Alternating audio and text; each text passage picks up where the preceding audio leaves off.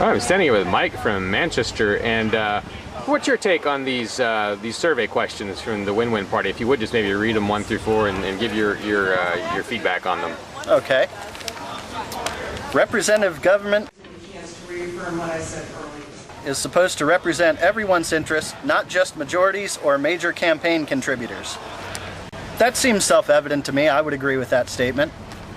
The next is, in order to represent everyone, public servants should use a win-win process to find solutions that satisfy all sides' main concerns on each issue. As far as that goes, that seems reasonable to me.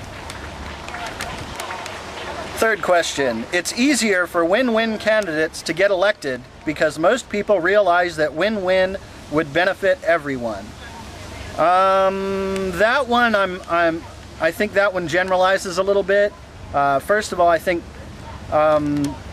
many people don't quite buy the win-win thing. And I disagree with the idea that it would benefit everyone. I think there are still people who would not benefit through a government solution that was declared to be win-win. I think that would still leave out small minorities. And the last... I guess another concern, before we go to the last one, I guess another concern that I've often heard with the win-win concept is that, oh, there's no way this could ever work because the government's bad, we're good, and end of story, can't negotiate. You know, so they sound like the ANC talking to the South African apartheid government or something like that. You know, they're just completely unwilling to negotiate, and then suddenly, eventually they realize they've got to, they do it, and it works. I mean, but I don't know, is a rapprochement possible between the liberty movement in America and its government? I wouldn't say it's impossible. I think a lot of it depends on the implementation. Final question. You're all yes, no today. Yep. Well, I'm trying to keep it short. Normally, I can depend on at least a minute-long answer from you. Well, I can expand if you'd like me to. Sure, you know how to do that. Trying to get on this. But go ahead. Yeah. Last question. Any candidate of any party who uses win-win process is automatically our friend because they want to find solutions that satisfy our concerns as well as their own. I am leery of saying that they're automatically our friend. I definitely prefer that.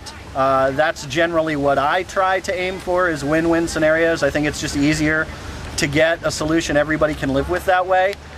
But I would be very... Well, that's right, because you're a mediator. Right, by trade. So that's what I try to do professionally.